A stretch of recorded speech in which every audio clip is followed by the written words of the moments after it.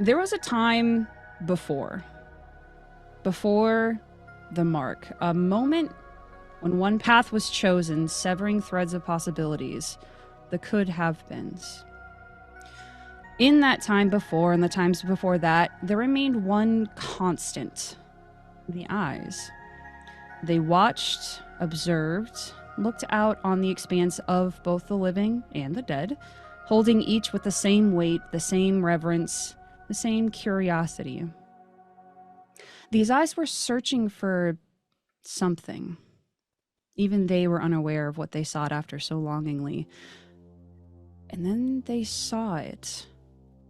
An ember, small but blindingly light. It had promise. It had potential. But most of all, it had power. Curiosity drove the gaze forward to the time before any promise was made, and the eyes landed upon a figure. They were very much alive. So the eyes watched. They observed. And they waited. All your life you felt these eyes watching, but every time you mentioned it, your friends, your family, anyone else would excuse it as imaginations or anxieties, or some even went so far as to call you a straight liar. But you knew a truth. Someone, something, has taken an interest in you. So who, I wonder, did this watched person grow up to be?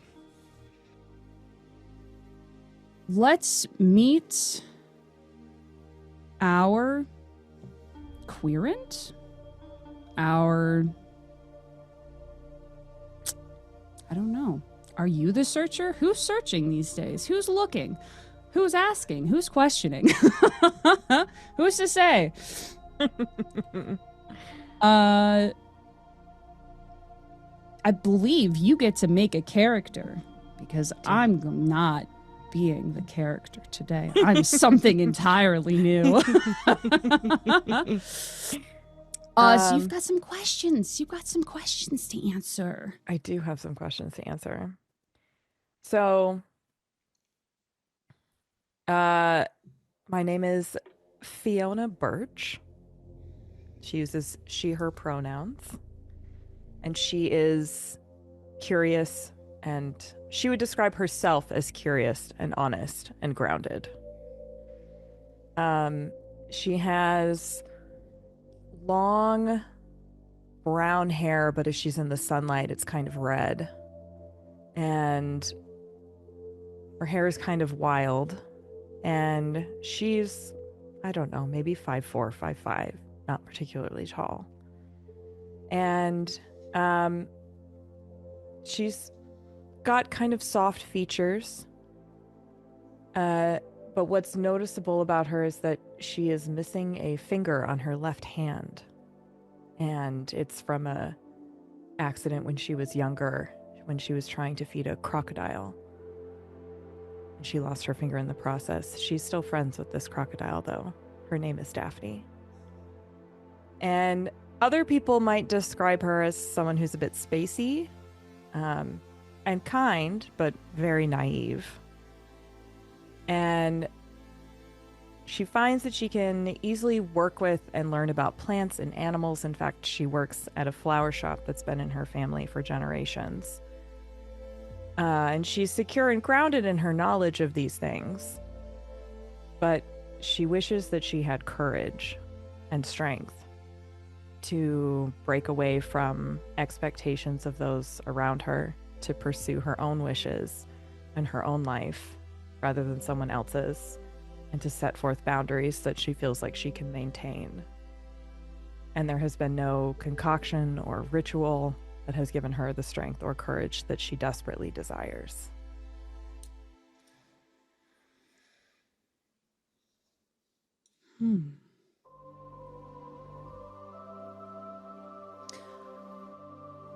I'm not sure if it was answered in that beautiful description. What is she most afraid of? I didn't answer that. Well, now you get to. Shit. What are you most afraid to lose specifically? I think she's most afraid to lose.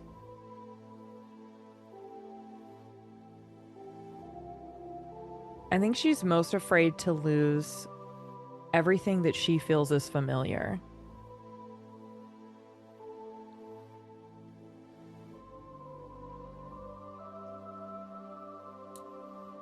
Like her sense of self, her family, her day-to-day life. She doesn't necessarily want these things, and yet she is terrified to lose them.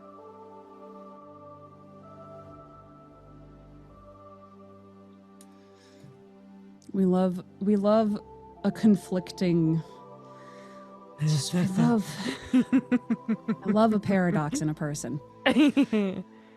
All right, so to play this game, you need some tarot decks, some real. Where in the world would we, the two of us, have those? Who knows? In these houses? Never touched tarot in my life. Couldn't say one thing about it. You have a fantastic tarot deck. I think I could guess which one it is, but it's lovely. I'll be using... Yes! No, yeah. I'm going to be using the Marigold deck. Love it. Today. This game is played by pulling 3 cards. That's it. If we feel like it, though, we'll do more. Because one thing I love about these games is you can just do it until you do don't. It. Literally, one of the last things is once you've answered these prompts to your satisfaction, and if that means we draw more cards to help supplement the things, then we will. Hell yeah, brother. Okay. So... And I can't look at them. Correct. You're going to be drawing them face down. So I will leave it up to you if you want to draw all 3 of them at once and put them in order. If you want to draw them one at a time when we get to them. Whatever you feel led to do. And then I we'll will get into some draw. prompts. I will draw all 3 of them. Ooh, do I?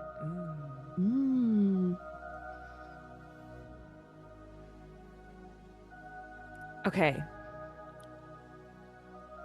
It says that you have to draw all 3 of them and put them face down, and then you turn them over. I would like to draw them every time we move to the next question. I love that. Or the next section. Is that all right with you? 100%.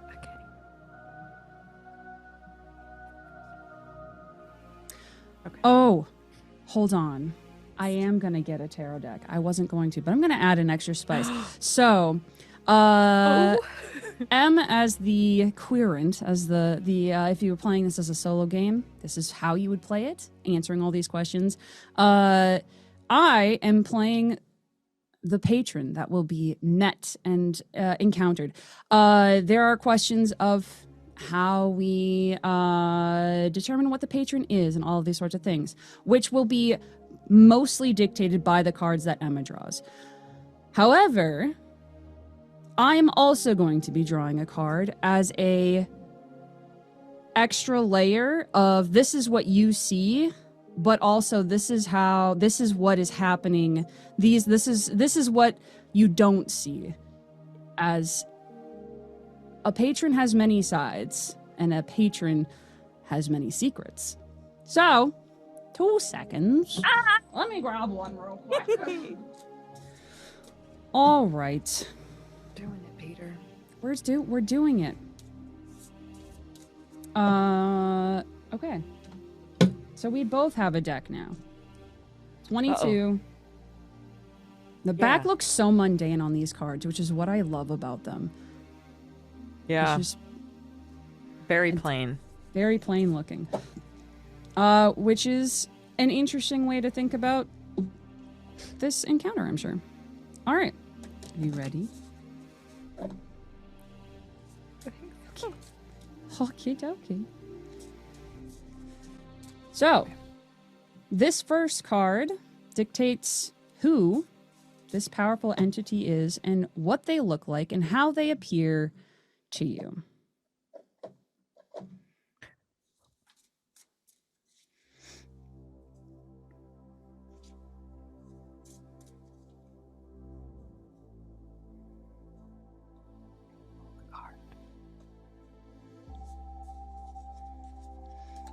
I'm going to pull all of mine.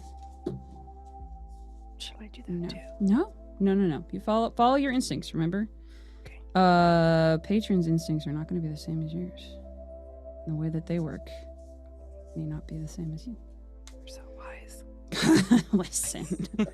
Listen. I think too, and I'm making these choices as a patron, whatever I am. I'm gonna look at all three of mine and choose the one that fits best, because how you present yourself as a patron. Yes. I almost swore at a card, but that's fine. Everything's fine. I haven't flipped mine over yet. That's totally fine. You do so whenever you are ready, because as we've seen, this patron is patient. This patron may be pastry. But this patron is curious and patient and waits. Interesting. Okay. I'm gonna flip it over.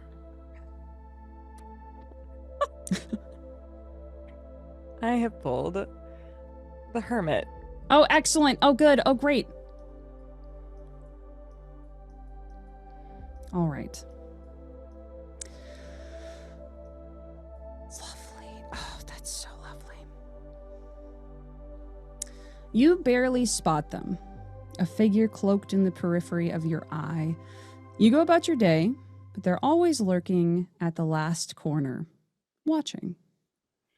Only once you call out do they approach, reaching slowly to drop their hooded cowl. Let me look at something real quick before we continue. We also have questions that we have to answer. Okay. Yes.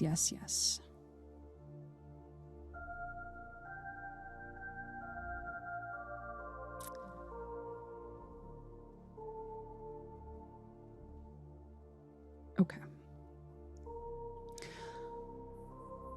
So, let's establish a little bit this world that we're in. This world that Fiona lives in.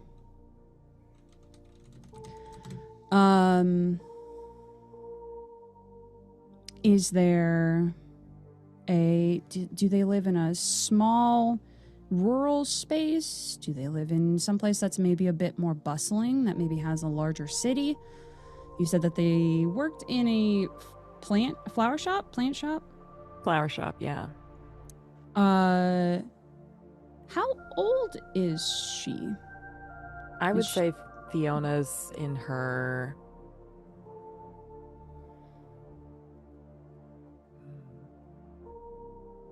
Let's say she's in her 40s. This patron's been waiting a while. She's in her 40s and she still lacks things she wants.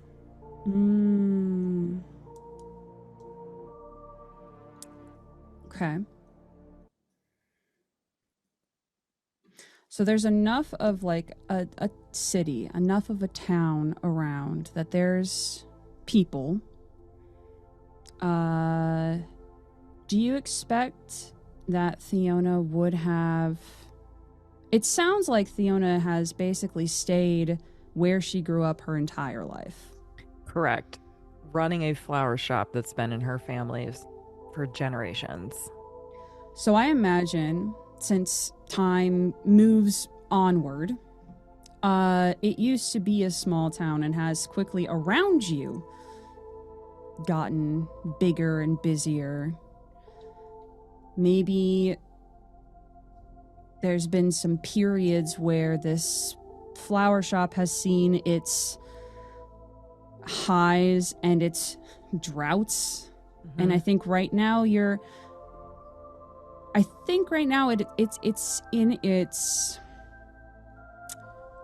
it's coming out of a drought. People are starting to come back in. Maybe it's because it's a turning of the seasons. going into springtime where the flowers smell so rich and vibrant. There's plenty of them. People want a little more cheer in their households. So you've been getting more people after what seemed like the longest winter you can think of, or cold spell, at least, could not be relatable here. No, of course not. And you leave your shop for a brief moment. Maybe you have someone who helps watch the counter while you're away to maybe go to an errand, do an errand, walk a little ways down the streets. It's definitely busier than you remember. And I think that there's been this growing sense of change that's been out of your control, your normalcy, this tenuous and fleeting relationship that you have to the same things, your comforts, is slowly but surely changing. And as you walk through the streets, going about your daily routine, you see this figure that we described, just kind of every so often, out of the corner of your eye as you're making your way.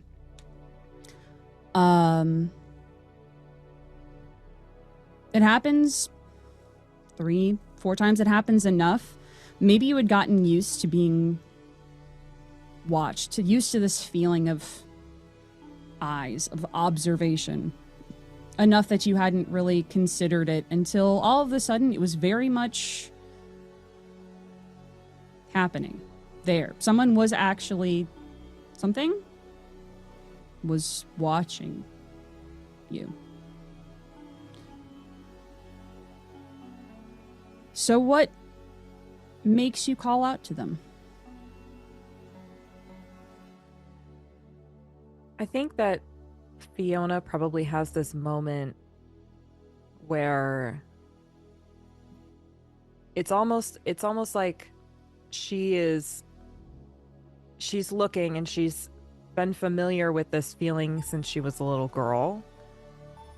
And it's this moment where everything else around her continues to move, and yet this figure that she's been watching is like suddenly stationary. And that she kind of sees, sort of like passing through her memories, just hearing from so many people that she's making this up, that she's a liar, that she doesn't know what she's talking about, that she's anxious, and thinking about the changes that are occurring, and that everybody else seems to be able to enact change and she doesn't, and that the world is able to enact change and she continues to just stay stationary, and now she's stationary with somebody else. And I think, for reasons that she may not know for years later, she does finally find somewhere inside of her the courage to actually use her voice for something, and she uses it to call out to this figure.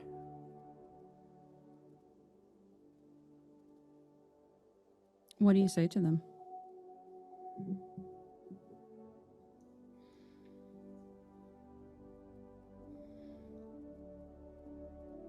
I think she says, "Excuse me."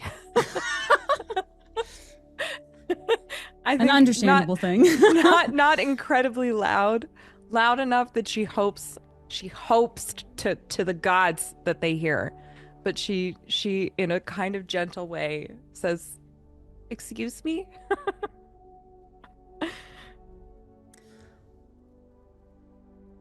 In that moment of strange uncertainty,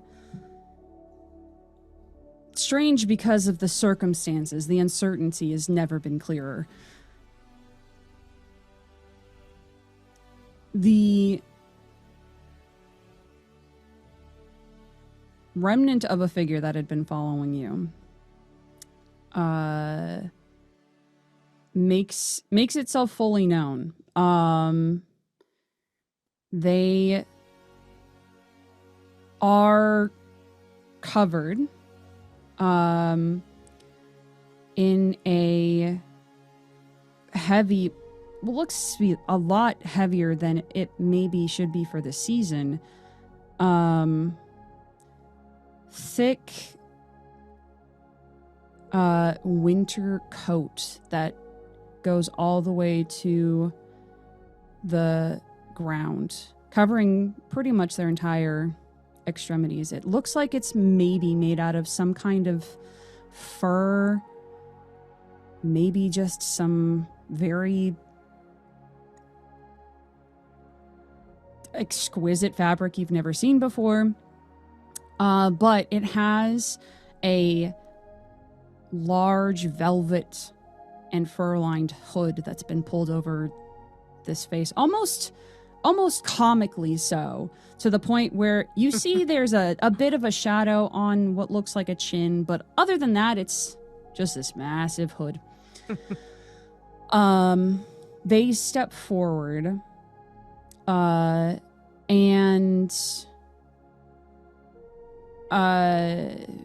they're standing. You could have sworn as they were off a ways, right as you called out to them, that they were extraordinarily tall. 7, maybe 8 feet tall. As they walk towards you, you think maybe that was... There's no way that could be, because as they step towards you, they're close to 6 feet, maybe. Not terribly odd of a size. But you can tell that they're looking at you. They step forward, and as they do,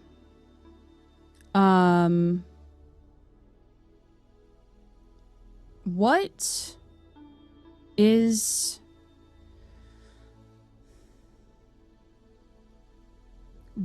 a smell that instantly brings her back to her childhood?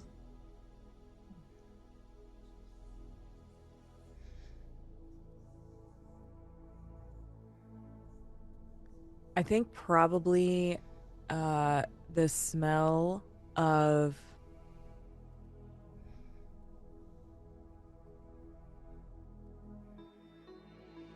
I think probably the smell of lilies. Like fresh cut lilies. As this seemingly strange and imposing figure steps towards you, there's this brief wind, and there's a strange sensation as you smell this nostalgic scent of these flowers that give you maybe a comfort, maybe just a reminiscence of childhood. There's another brief smell that comes that reminds you of the riverbed, the marsh area where you first encountered your now friend, whom I forgot the name of, but I remember it started with a P. Can you tell me the name of your crocodile again? It was Daphne. It did not start with a P. This is why you ask everyone. But there's this kind of musty, woody, earthy scent that follows after. And for a brief moment that feels like it stretches, you feel like you're going through a quick flip through moments of your childhood, your early youth, your early adult life. Not all of them are pleasant, but all of them were real. All of them happened. And you realize as you're kind of going through this that the wind that had picked up to present all of these memories to you came from them lifting their arms and pulling back their hood. As they lower their hood, what do you see? Oh. What do they look like? I think that they have the very angular features, very sharp features, a very like clean jawline, kind of a very prominent cheekbones. And they have a shaved head, but there are really light, not faded, but intentionally light tattoos that are just patterns across their head and going down towards their neck and then disappearing into their cloak. And they have like sun-kissed skin, and they have like, they look very they don't look particularly pale, they don't look gaunt, and they look very healthy and very average, actually, other than the spectacular designs across their head and the massive cloak that they're wearing. They otherwise look like just an average human.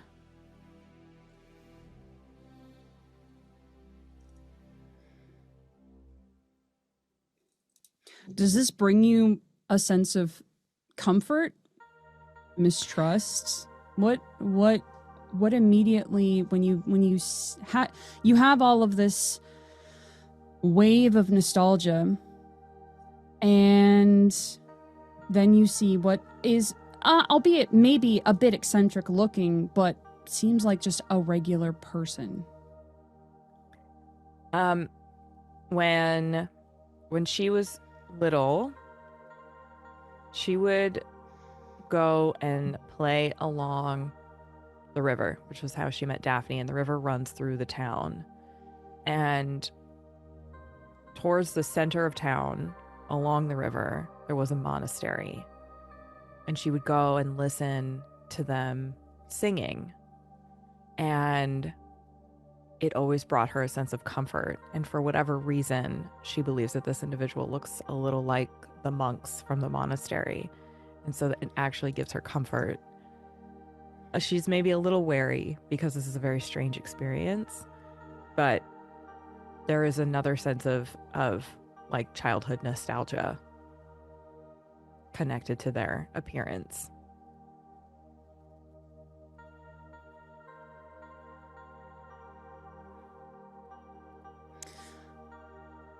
They look towards Fiona, towards you, with very apparent curiosity. Beyond that, a seemingly blank, expressionless face. And then they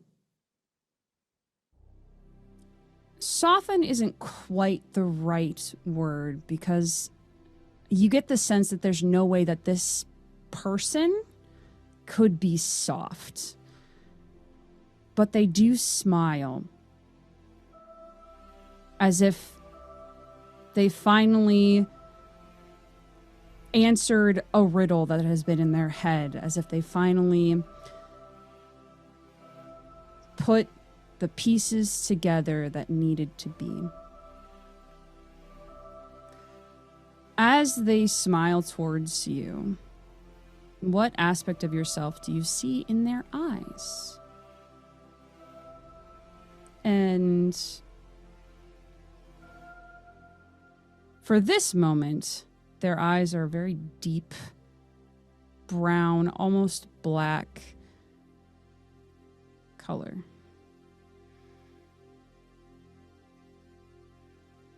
I think that she sees a match for her curiosity.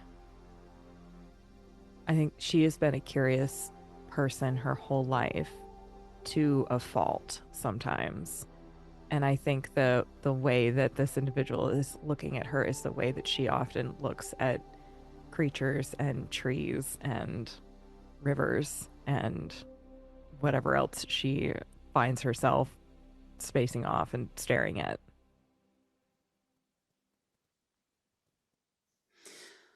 As you're looking into these two dark pools in front of you, you start to notice that there's more in these eyes than what you see before you, and they pull you in, not literally, but these eyes bring you inward and show you your life. Fast, not sickeningly so, but from the moment these eyes started watching you, you see periods of your life from a different perspective. You see yourself from a third person's point of view, from these eyes that have been watching you since you were who knows how young enough to know. And you realize now that, of course, they would know these smells. Of course, they would know these familiarities for you because they were there in some way. They watched as you had these great moments of triumph, these terrible moments of defeat. And you feel that they never watched with any intent to change. They never watched with any emotional attachment when you lost fingers and were in deep pain from that. There was only this profound sense of curiosity, this profound sense to know more about who this being was and why they were so interesting, why they were so important. And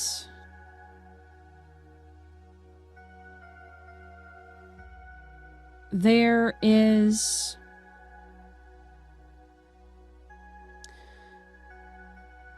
as you're pulled back into the now, as you're pulled back into this time,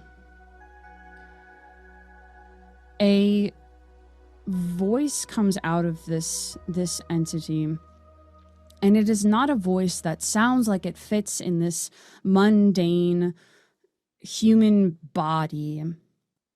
It reverberates and it feels like it's many different kinds of voices at once, as if they were going through puberty into their adulthood, into their elderly years, all at once, as it cascades out of them and washes over you. They say, "We've seen you from afar.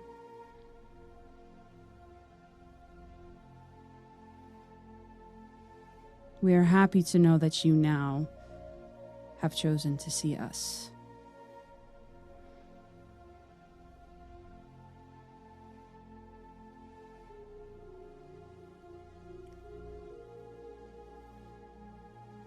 There is, in this moment,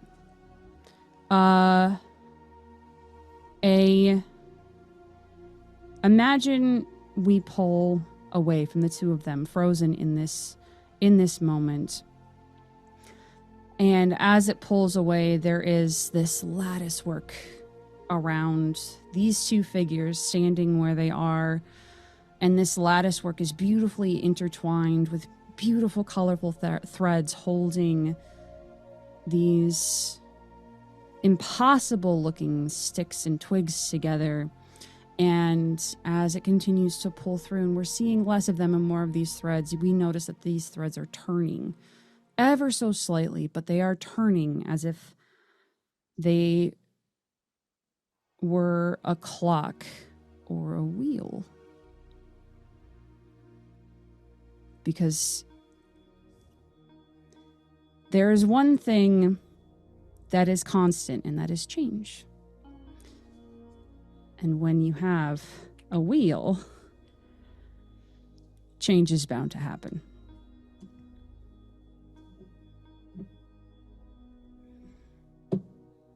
Anyway. So good! Let's pull a second card. Okay. This second card is going to answer some flares.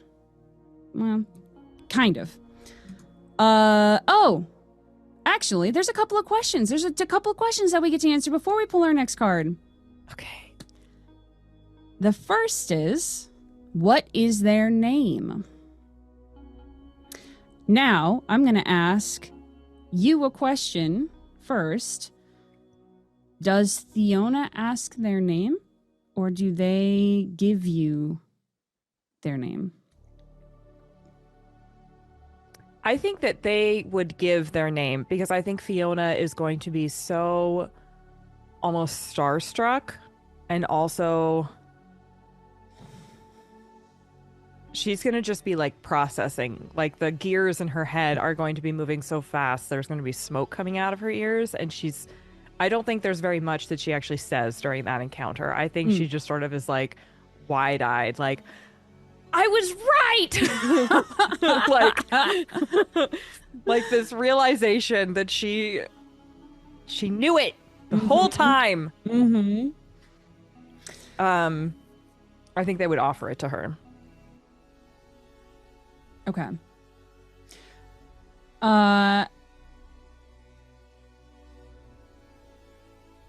There is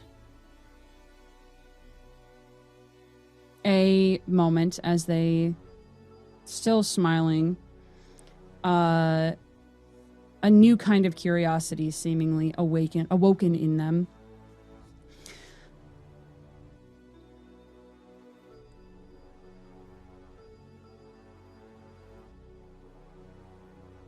There are many things and many ways that I've been addressed.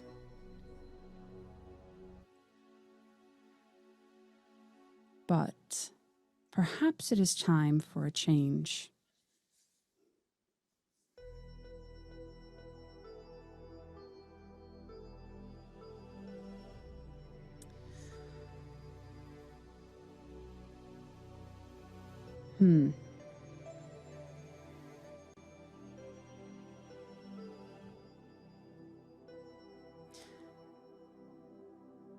I think that they actually think, and I don't think it's just, I think there's a strange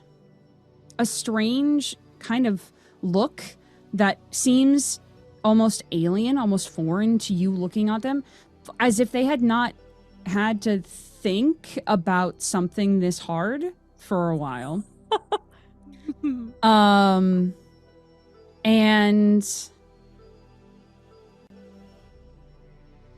they nod their head and say, almost mischievously, the smile turns a little bit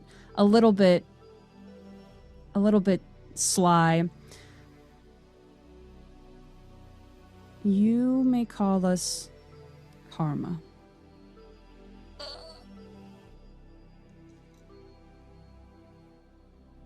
And you can see now that in these dark, dark eyes, there is this... And maybe it only came up to be because you finally saw each other. You've been having this conversation, but there's this glimmering golden light that's almost like stars, almost like glitter in these dark, dark pools, these dark pupils.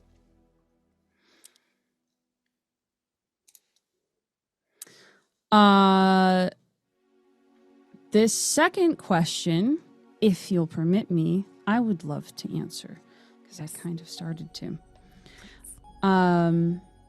As they speak their name, this new name into existence, this cloak, this heavy, thick cloak that they were wearing,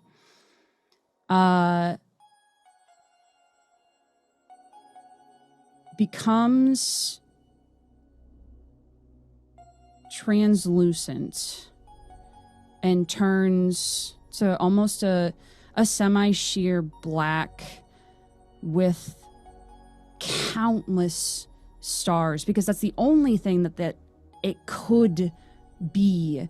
They're brilliant and shimmering, all cascading down their back to pool on the ground that they stand on, and all of these stars are shimmering in this golden light. And they reach forward as if to touch your forehead. Again, almost as a child, almost as you might reach forward to boop the snoot of a dog. They very gently touch a tip of their finger to your forehead, and you feel this golden light kind of emanate imperceptibly, but you know that that's what it is. It feels like that's the only way that this could be, is just this effervescent golden warmth that is quickly followed by this imperceptible coldness, but not in the same way that staring at the sky at night, you know that should you take too many steps out there in space, you would certainly perish.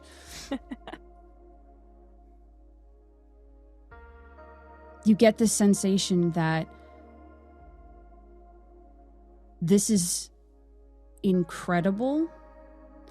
This pulsing inside of you of warmth, and then this almost hungering colds in conjunction, in unity with each other, is breathtaking. And you know, if it's too many steps, if you move too quickly, it could consume you.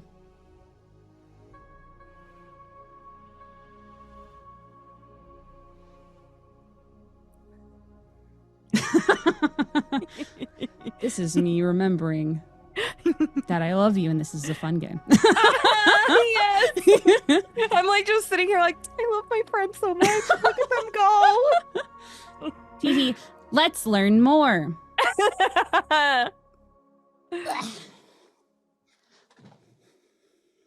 Okay. So now we're going to determine where specifically we are when you meet them. What's happening and how they approach you. Well, we kind of talked about that, but we're going to get a little bit more specific. Maybe we'll figure out other things too. Other things. Oh, this is we're playing it lovely and fast and loose here. Right.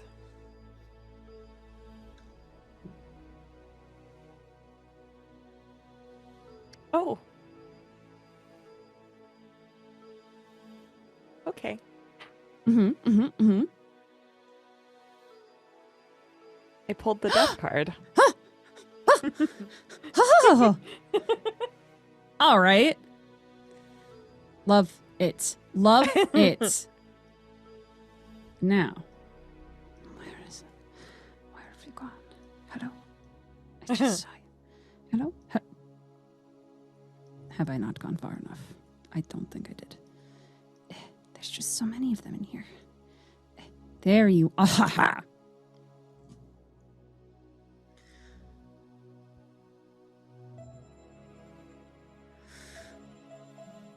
Ooh.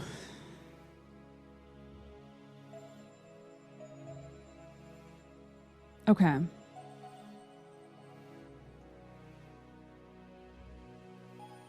Interesting.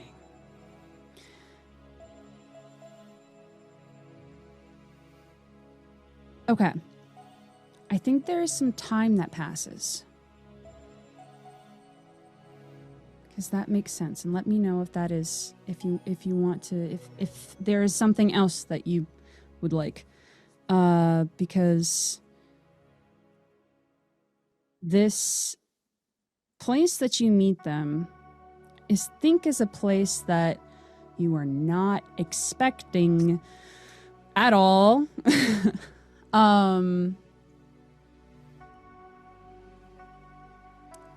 I don't think a lot of time has passed. But the next time that you see them and you feel them nearby, it is unmistakable that they have not left. But I think they're still watching. You are at a funeral.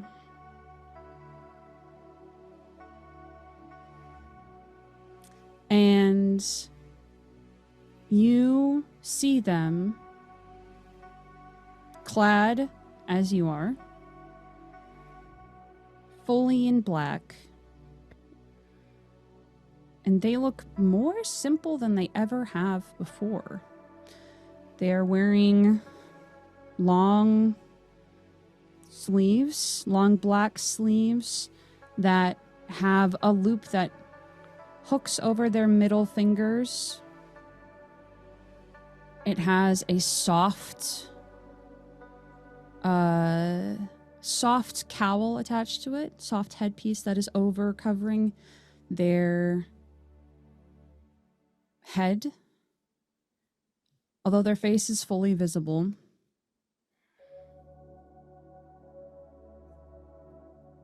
You can see that the black is a pair of pants, well-fitting, but also that continually cascade onto the floor and pool a little bit. You've never seen their feet. So, whose funeral is this?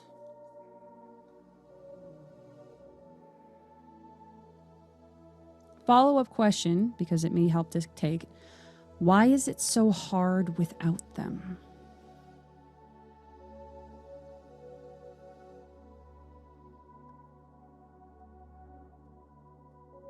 Oh, I'm going to back that up because I think the them is not referring to the person whose funeral this is. I think the them is your patron.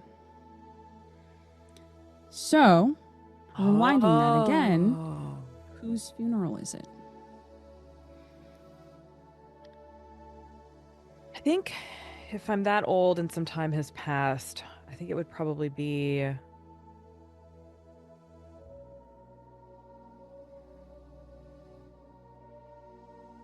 we'll say it's my father's funeral.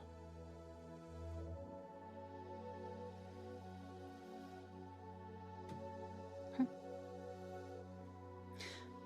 Do you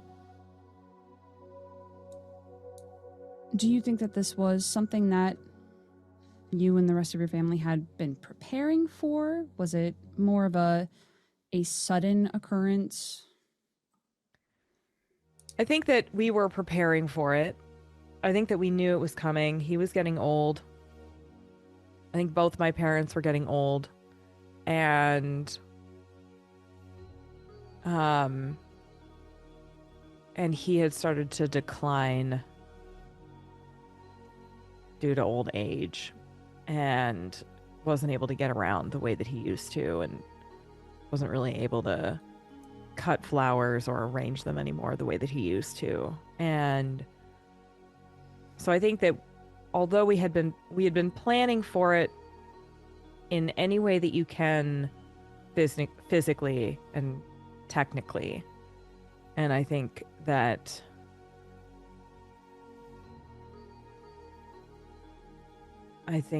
emotionally we were about as unprepared as you could be, even though we knew it was coming. Mm.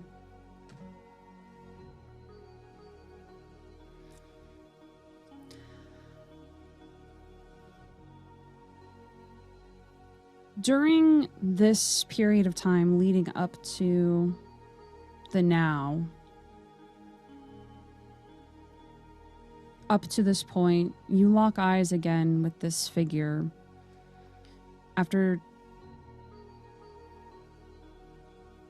so long of not seeing them, why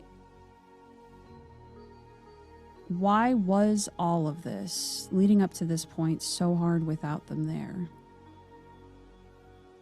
Even though you saw or you felt maybe less than you did before, maybe it was a little less obvious.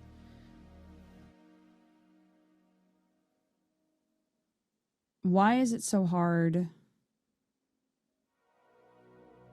without them?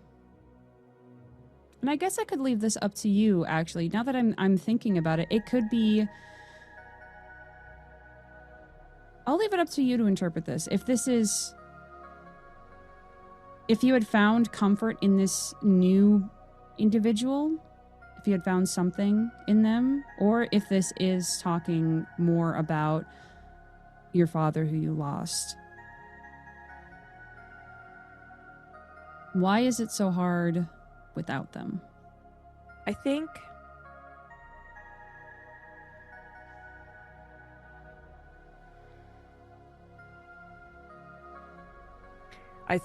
that there have been weeks of trying to process what this upcoming loss would be. And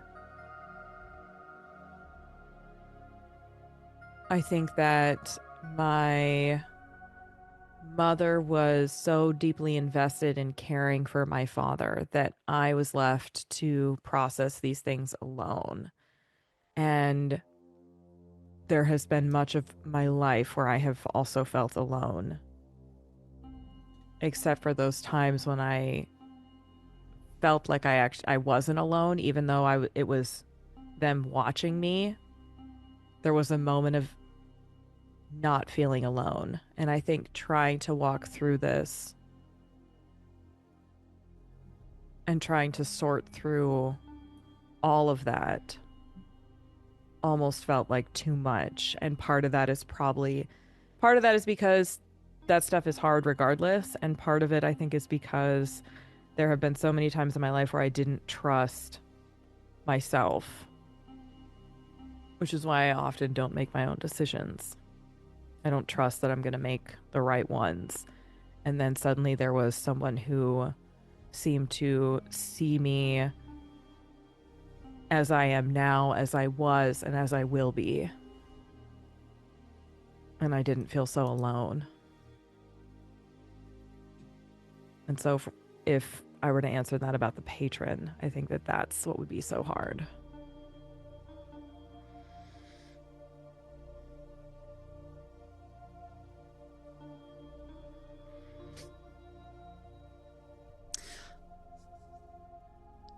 There's a point in the evening during this this moment of communal mourning and loss.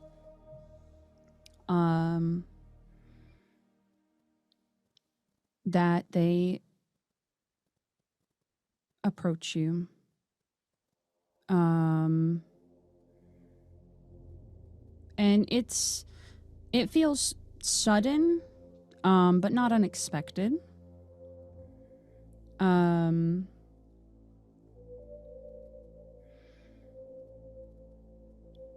they stand nearby. They stand close to you, to your side.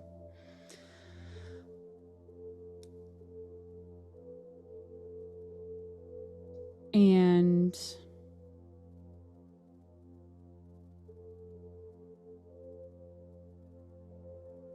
they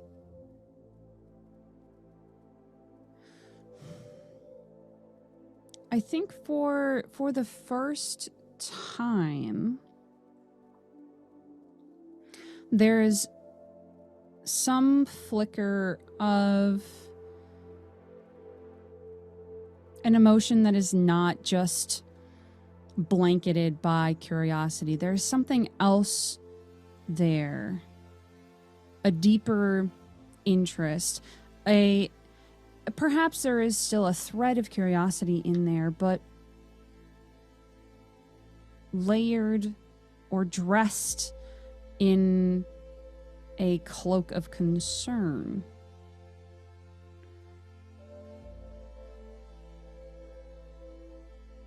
And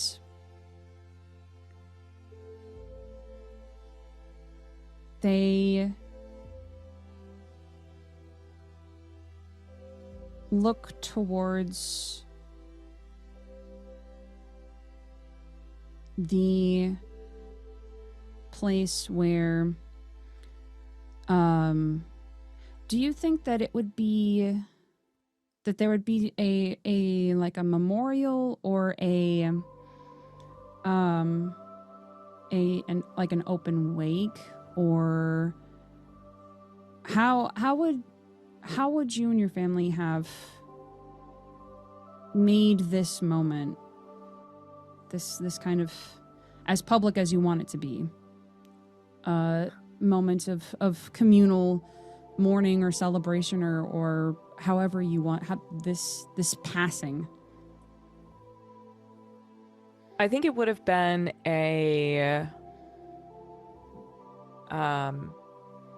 it would have been like a memorial service. There would have been no open casket. There wouldn't have even been a casket there, I don't think. I think that would have been reserved for just family. But because my family is well known here, because we've had this same shop for so long, that we knew we needed to do a public thing. So this was probably at the public, like, memorial service that would have been in a close to downtown area. And probably would have been outdoors. Okay. They look from you to this representation of who your father was, a place for people to pay their respects, and there are so many flowers that have been given here. And they look past and they look up slightly, and as they do, it was a cloudy day today. No sign of rain, no chance of that, but it just added to this weight, as if the sky also was putting on its mourning garb. And as Karma looks towards the sky, they lean towards you as they point upwards and they say, "Look." And as they do, you can see that a rift appears in the clouds, and quickly they begin to part, and one brilliantly shining star appears. And as they continue to split, the next thing that appears in even more brilliance is a beautiful, slender crescent moon that almost seems to cradle this star. And as the clouds continue to part,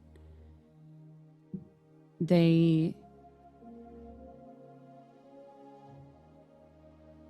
continue to stare up, their finger falling still close to you.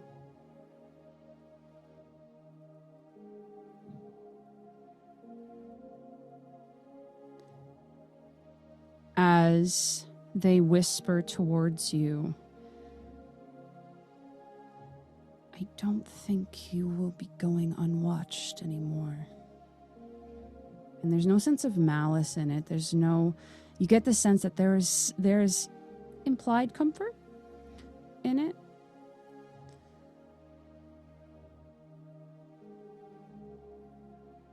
And that sense, once again, of that duality of warmth and clawing cold washes over you again. And it is impossible to ignore that one shining star. There's such a familiarity to it now.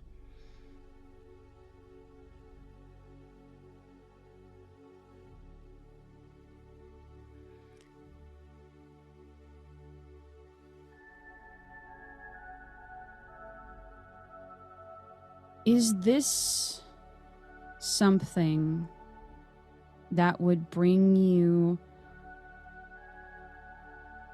happiness, comfort, sadness?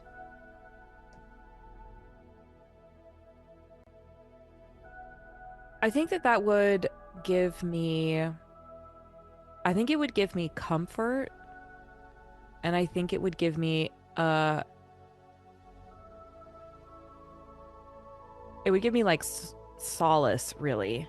Actually, it's like more than comfort. It's sort of like that I don't feel like I have to process this alone right now, and also that whether she fully understands it or not, and whether she's right or not, in that moment, what she believes is the moon and the star are her and her father. And that gives her a brief moment of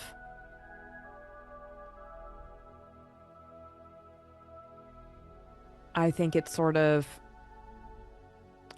like makes her smile, because it makes her sort of find a brief moment of joy and remembrance after being completely awash in grief for probably, it's been weeks, but I think it's probably really been months with this understanding of what was to come. And I think that it also sort of takes her out of the reality of being present with all of these people, strangers and friends alike. It was able to remove her from that just for a minute. And it kind of gives her a sense of peace, briefly.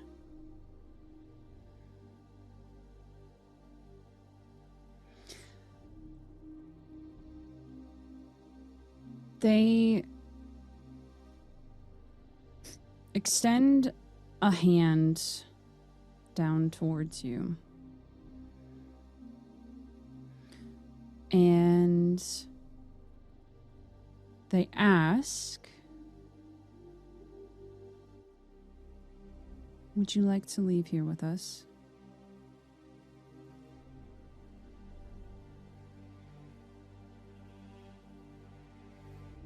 And you know that there's still some time here at this place with these people. There's still technically a funeral happening. But when they offer to leave the funeral prematurely, do you join them? I think that her eyes kind of like scan the crowd. And I think to anybody just looking at her, it would look like she was just looking at all of the people, but really her eyes were searching for her mother. And she sees her mother surrounded by people that she knows and by her sisters. And I think that Fiona probably takes a moment and weighs her options, and she knows that it would be dutiful of her to stay. But she turns to this individual and she takes their hand. And she doesn't say yes or no, but she does take their hand. And I think the answer would then be yes, please get me the hell away from this moment. Thank you. But I think it takes her a few minutes, but then she finally does decide to actually listen to what she wants to do rather than what she should do. And during all of this time, there is no impatience. There's no wavering on their side. There's no sense of rushing. There's simply a question waiting to be answered. And satisfied with the answer, they gently close their fingers around your hand and guide you out of this place. And as these two figures leave this place of immense grief and loss, though it should be impossible, the light from this moon seems to be carving a path for them, brighter than the areas around them, although to those around, imperceptible. But we can see it. And Karma leads Fiona down this path of light, but only because Fiona followed not what they were told to do, but what their intuition told them to do. And when you bask in the light of the moon, clarity sure does happen to find a way. This is really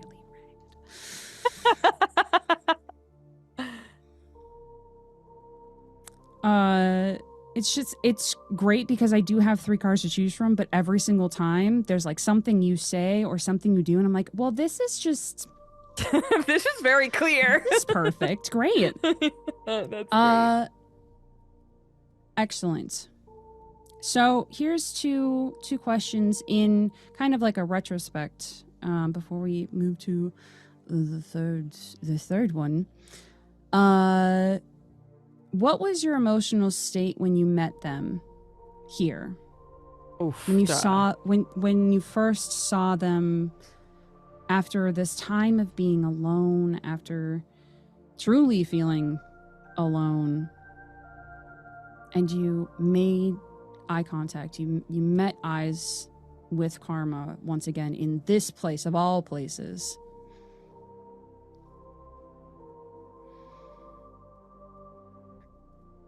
I think that my emotional state was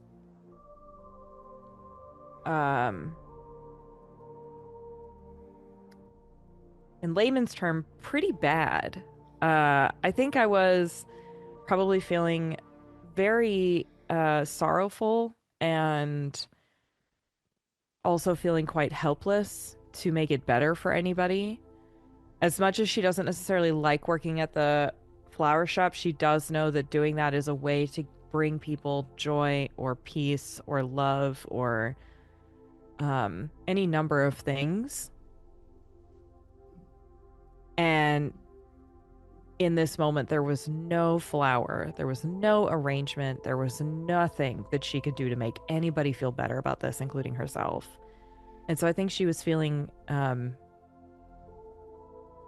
very, very small and very weak and very sad. How did that change by the end of this encounter? With the two of them now walking out of this place of sadness and out of this place of despair, hand in hand, guided, possibly unknowingly, to Fiona by the light of this moon. I think that she, while still feeling grief, because that's not really going to go anywhere, I think that she was at least feeling like she had more agency. And I think feeling like she was able to she was able to walk through and face the grief rather than try to fix it.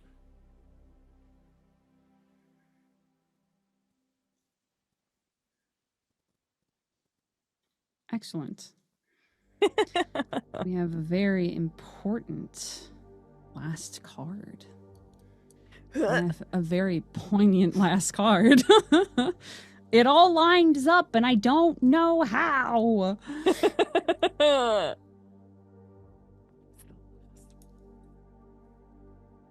The last one is the what. What they require from you in exchange for power and how it will change you. Oh. You know, easy things. Just no big deal. Easy. Yeah. Okay.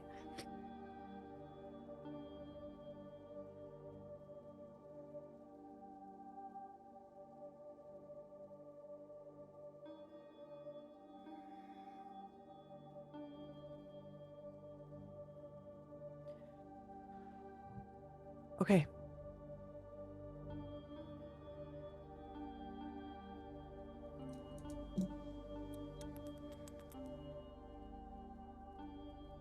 Pulled the world card. Part of me was like, what if we pull the same card? Did we? Well, we'll find out.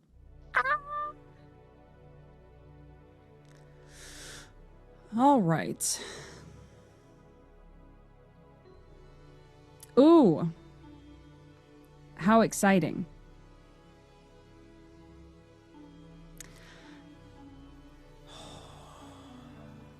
These are great questions. And if you were playing solo, you would answer them. However, these are questions that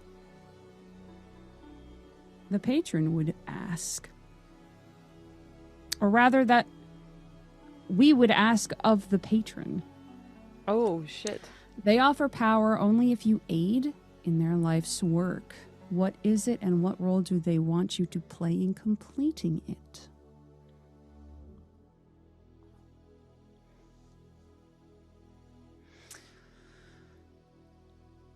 Oh, shit. Life's work. So I think they take you back to your home, back to your place of comfort. Does Daphne live, like, in your backyard? Are you a wonderful, like, bogflower witch? She, I think, it's not quite backyard, but it's real close. It's like a couple blocks away that she Excellent. could get to the part of the stream where Daphne hangs out. Okay. I think it looks like Karma's going to take Fiona to their home, but they keep walking. At a comfortable pace. There's no sense of urgency here, no rushing. And you take into this familiar place. What does this space look like? The space that you've either made or cultivated or left to its own devices that Daphne calls home. I think once upon a time it was like really kind of wild. And although Fiona appreciates and respects that, she has over many years planted like flowers and shrubbery to make it look a little bit more lush and less like overgrown. And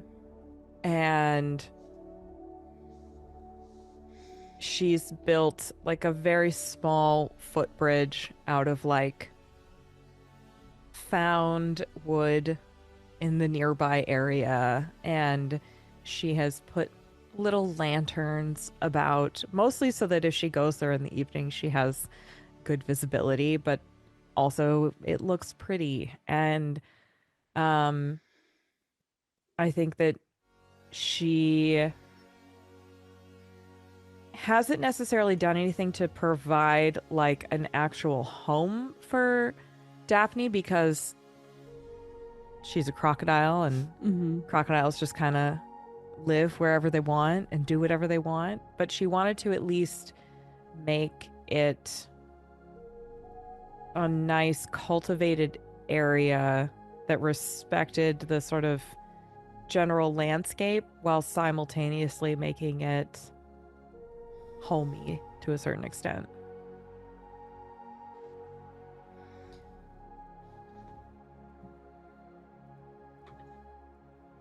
This beautiful patch of nature, cultivated with a little touch of Fiona,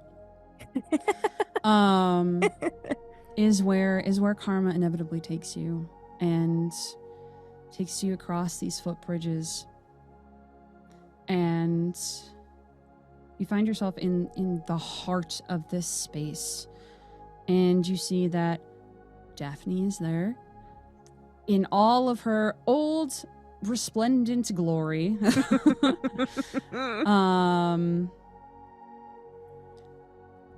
And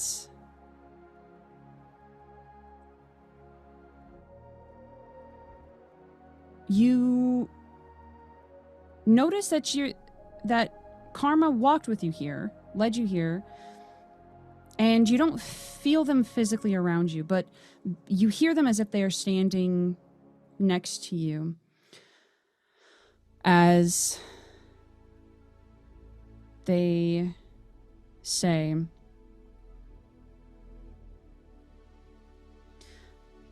"We have spent many, many long years watching, observing,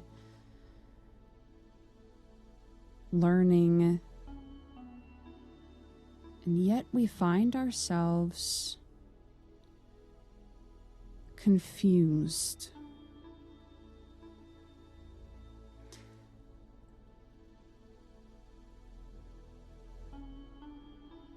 We do not understand what it is that makes you feel so deeply.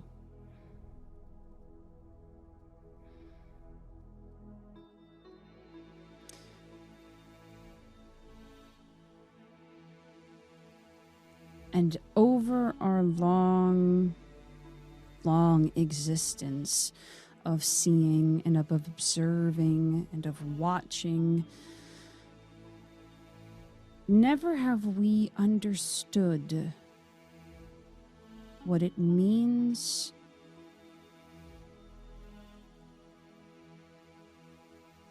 to be alive. For if we did, it would then make sense why it is such a detriment to see one not live anymore. And you feel this presence step out from the nature around you, and it is immense. Not just in figure. As they step out, there's the figure of Karma, but it is massive. It is closer to that 7-foot tall figure that you had first seen them as. And while there is still the same eyes, the same sharpness of features, you would be hard pressed to call this person human. They are void and starlight. They are immense and unfathomable, and yet so familiar to you. They hold a humanoid style shape with 2 arms and 2 legs, and a place where their head is, and 2 large, shining, sparkling voids where eyes are.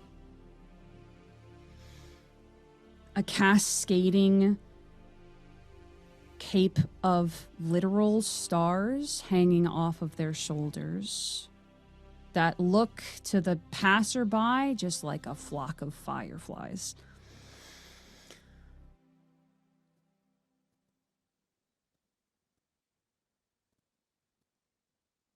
We, in our infinite life, in our infinite times throughout spaces, have very rarely come across something that we could not understand.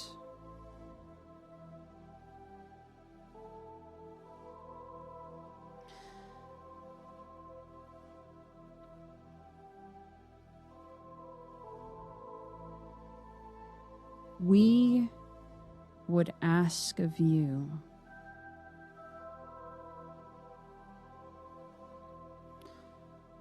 to let us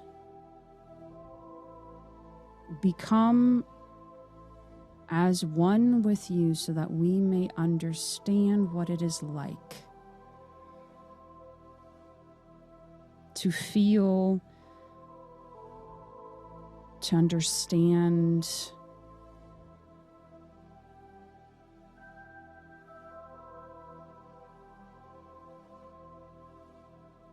and they stop and they think, and you, even though there's not really a face, you know that they're pondering, that kind of strange alien sensation of them thinking again.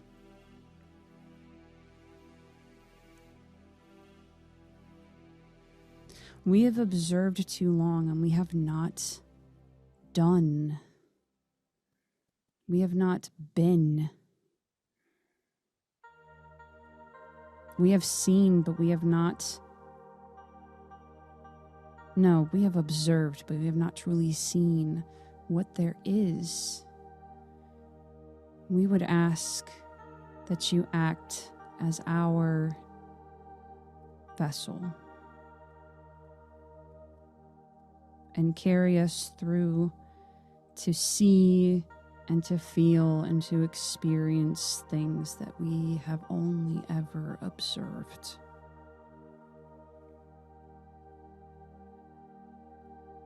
And this will not only, you will not only act as a vessel, you will also be gifted with the power of the stars, with the light of the moon and the warmth of the sun and the deadly dreadfulness of the spaces in between.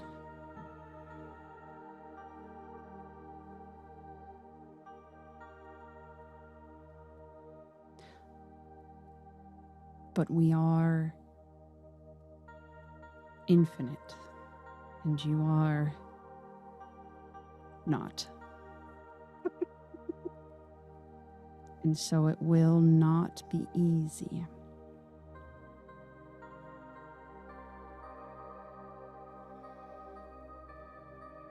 And they reach a limb towards you, and these galaxies spread into incredibly long tendrilled hands as those reach towards you. The one of these fingers being the width of your entire arm.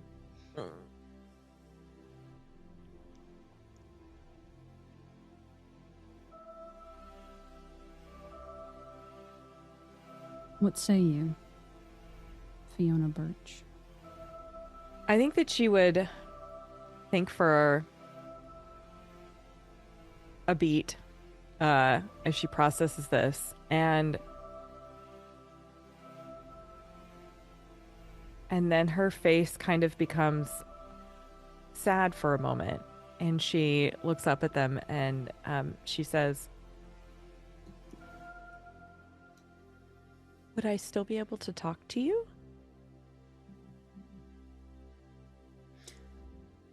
As readily as you can hear your own thoughts in your head. And then she doesn't look quite so sad anymore.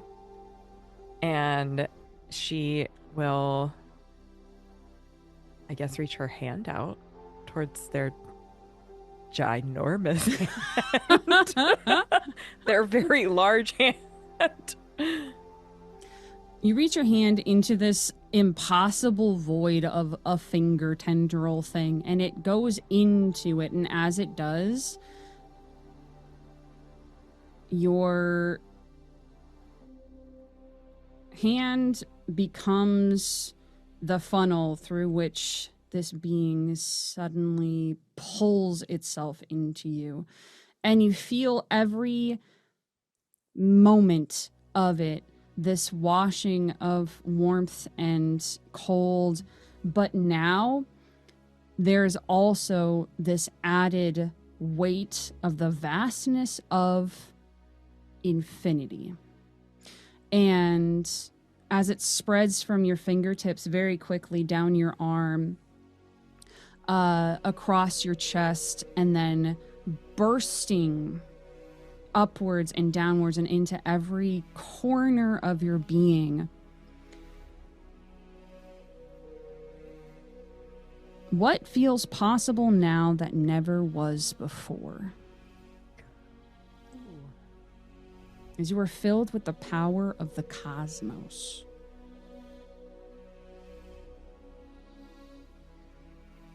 I think that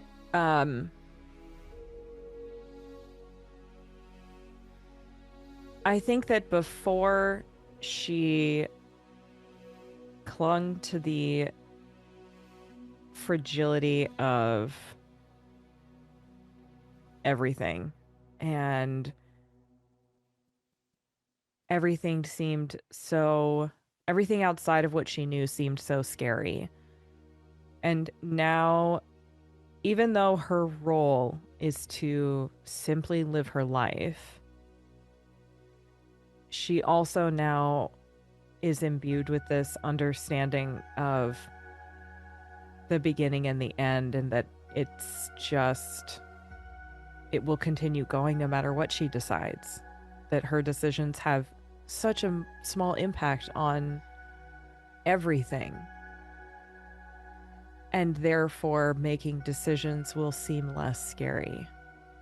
That she's going to be able to step into things the way that she wants to, because it's sort of like that moment when you are standing under the sky and you look up at it and you suddenly realize how small you are and how old everything else is around you. And suddenly everything feels like it's going to be okay, because those stars and the galaxy, everything will just continue doing whatever it is that it does, no matter what you decide. And although you have an impact on things around you, in the grand scheme of things, it's okay. And you will be okay to decide what you want to do.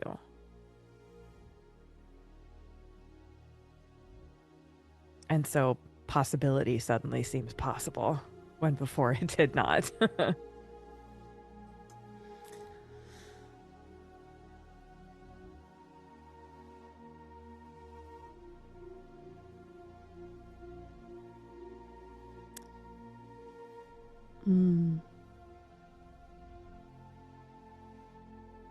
There's 2 other additional questions that I think I'm going to answer.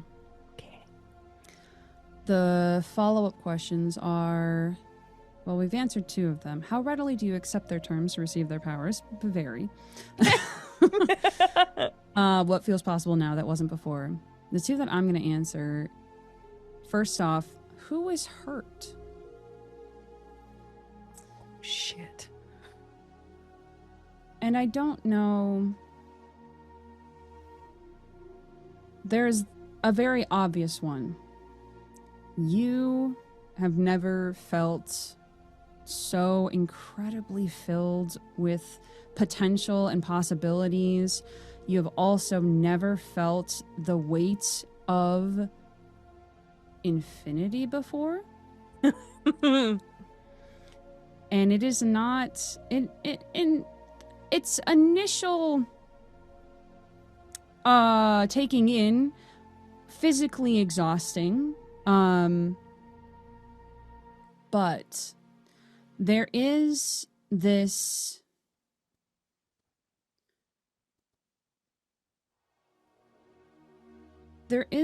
odd paradox that happens when you have the possibility of infinity and the vastness of void. It is impossible to escape the emptiness of that void. And while you never truly feel alone, because karma is literally with you wherever you go, it does take part of you to house part of karma. And it doesn't degrade over time. You don't lose yourself as a person, but what small parts, what small pockets are lesser now than they were before, in either a positive or negative way, that would have remained the same had karma not filled those places.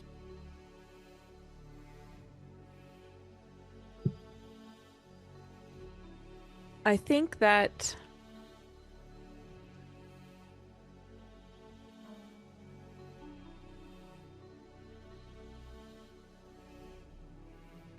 there would be a pendulum swing shift for her, that previously she would think too much about how her choices would impact those around her, and she would be more concerned with that. And I think the pendulum's going to shift in the other direction. And I think that it would take her some time to figure out that balance, because for something as old as that occupying her body, I think that it would be difficult for her to not, that she would lean so much into, it doesn't matter, it's all okay, when it does still matter, and you do still have to consider others and yourself. And I think that not necessarily right in that moment, but I think over time there will be heartache that she will experience, and that others around her might experience, as she sort of figures out how to share space with infinity. Mm-hmm. And I think the biggest heartache is probably going to be that she's going to make the decision to leave the flower shop. And I think that that would break her mother's heart. Mm-hmm. And she's going to have to hold that heartbreak and learn how to respect that heartbreak without learning how to let it go and say, it doesn't matter. It's okay. Mm-hmm.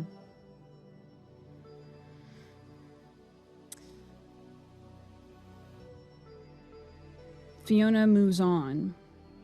Fiona moves out of this flower shop, out of this place that she has known her entire life, out of this comfort, out of the familiar.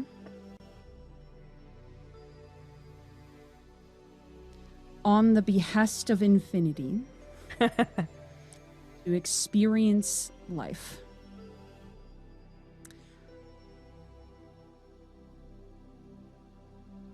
And there are many ways that this last question could be answered, and by last I mean second to last, of who else benefits from this power.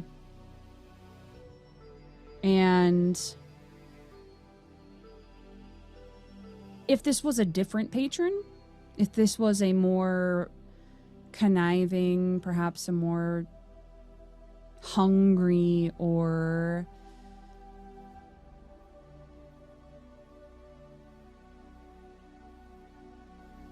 vindictive patron, perhaps it would have been different. But karma simply asks you to experience life. And to experience it as fully as you can so they may understand. And using your powers to experience life to as full of a way as Fiona can. Anyone who happens to be there, anyone who happens to come across the eventually infamous Fiona Birch, who travels with a crocodile named Daphne, because Daphne would not leave you after that day.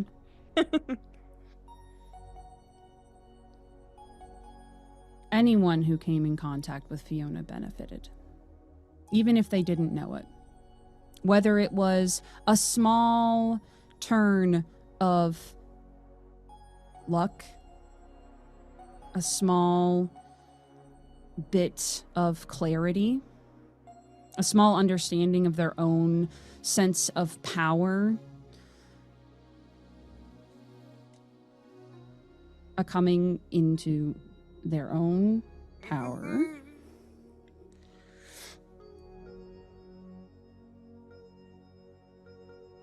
You cannot help but benefit.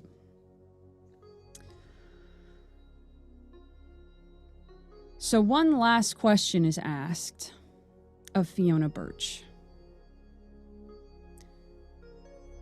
Do you regret it?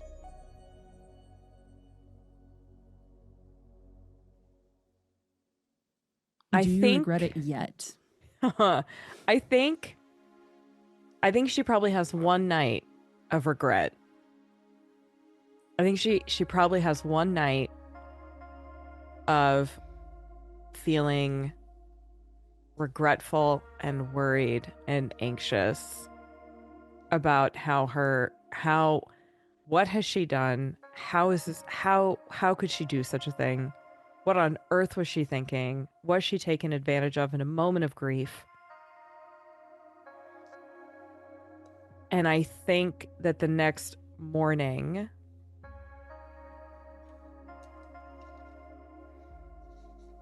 she doesn't regret it, and is also glad that she had that night so that Karma could experience regret. and what that feels like, because that is a very human thing to go through, is your night of regret of processing something you've done that you don't feel good about. Mhm. And then sometimes a good night's sleep is all you need to get some perspective. There was a time before this moment, before this pact was made between a being that called itself Karma and a person who was known as Fiona, and a crocodile named Daphne.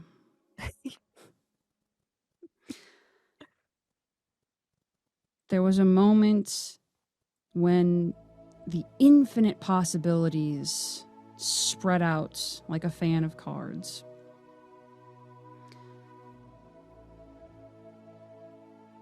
And this is one of those many different ways, the many different versions of her story that could have happened.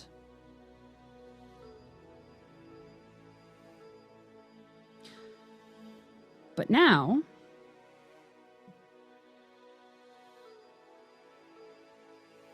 the Watcher does not need to do so alone.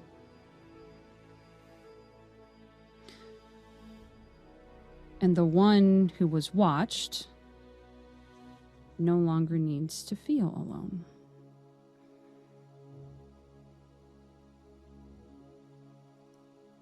And you can play this game too, everybody. And you should. And you should. This is a fantastic, wonderful game. I know we just kind of jumped into it. But this is an incredible, wonderful game made by the amazing Megan Lynn FTW, Siren Song Games. Consulted on by one Dreadvoid Witch over here. Oh, Patron Mine. Available now. The Kickstarter's happening right now, actually. So you should go and back that sucker. This is a solo game that you can play. This is a game that you can also play with people like a GM. I added an extra flair, but you know what? Guidelines, not rules. That's what Megan makes. This has been incredible. This is the first Megan game where I haven't cried, which is great. But this is the 75th, 100th game that has made me feel stuff. So thanks, Megan. Thanks so much. Thanks so much. Thanks for reminding us that we can feel things. Thanks. I went with a soft patron because there's so many when you think about, if you think about it in like the context of D&D, we'll say. Yeah. There's a lot of like preconceived ideas of like patrons being manipulative and like selfish and all these sorts of things, and that's definitely a way.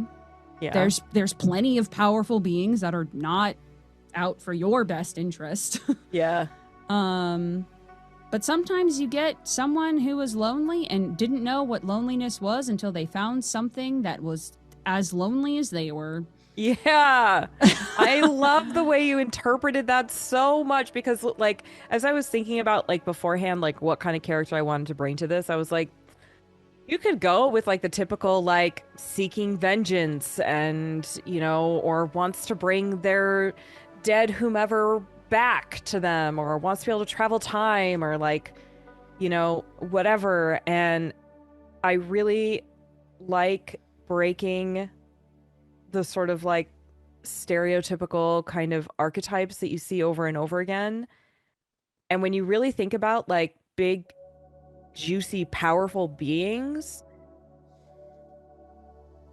it makes sense that they're going to be patient and curious and interested and maybe not entirely invested in something, but could be maybe, because they've been around for so long. So vengeance suddenly seems mundane, and that suddenly seems like, why do you care about that? And boy, howdy, this was so good. It's really, really great. So good. It's very good. It's very, very good. Emma, please tell people who you are and where they can find you. Everything will be linked everywhere, but tell everybody all your stuff.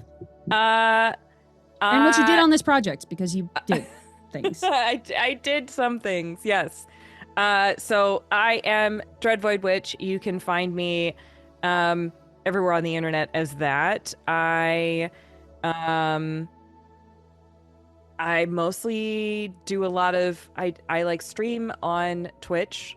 My real life job, my day-to-day job, my full-time job is a kindergarten teacher, so that takes up most of my time. But I also do side projects for like Fourth Wall members. I talk about gardening and tarot and oracle and cartomancy and feminist histories. And then on Patron Mine, I provided some consultation on tarot card interpretations and what kinds, like what they represent and what they mean, and what kinds of questions and scenarios could be connected with them. And that was a real joy. That was the first time I had ever worked with Megan, and it was wonderful. It was so lovely. And Maria's the reason. Maria was like, hey, Megan, talk to her. My two friends need to talk. I know the perfect person. It was immediate. As soon as Megan, I think, posted on the interwebs of like, hey, for no reason, does anybody know anything about tarot cards? And I said, I know someone who does. Hold on, let me get you on the phone. So thank you for that. So that's me. It's you. It's you. I'm always a delight, but I'm mostly delighted when I get to introduce people to each other and get them to craft something incredible because they smashed their brains together. I'm Maria. I'm Maria Bruista everywhere the internet is. And I mostly stream on Twitch a variety of things, from video games to TTRPGs to my silly little life. I also do some other stuff like Goblin Society Games, where we make games and make book and make stuff for TTRPGs that we like. And card games. We're doing that too. Oh, shit. Yeah, we're branching. We're becoming a tree. So if you want to check out anything that I'm doing, there's links all over the place, but you can always find me somewhere doing something. Thank you, everyone. Thank you. Pick up this game. This game is currently on Kickstarter. It is going through the month of February, so you have time to pick this game up. Back the hell out of Megan's stuff, because it's always great. I believe as of today, it is very funded. Yes. So that's good. This is good. But that just means that there is more that can be added. There are more things that can be... You can just support also, like, supporting people who are making cool art, especially these days, is so important, is so incredibly important. So not only is Megan an incredibly good friend of mine, but also is making really cool stuff all the time. If you want people to keep making cool stuff, support them when you can, even if it's just yelling about it, like we're doing here. So yell about it, go support it. You have the whole month, and that's it. I hope that any patron packs that you make are thought out, and trust your intuition. Trust your gut, everybody. It's there for a reason. That's it. That's all I got. Thanks, everyone. Thank you.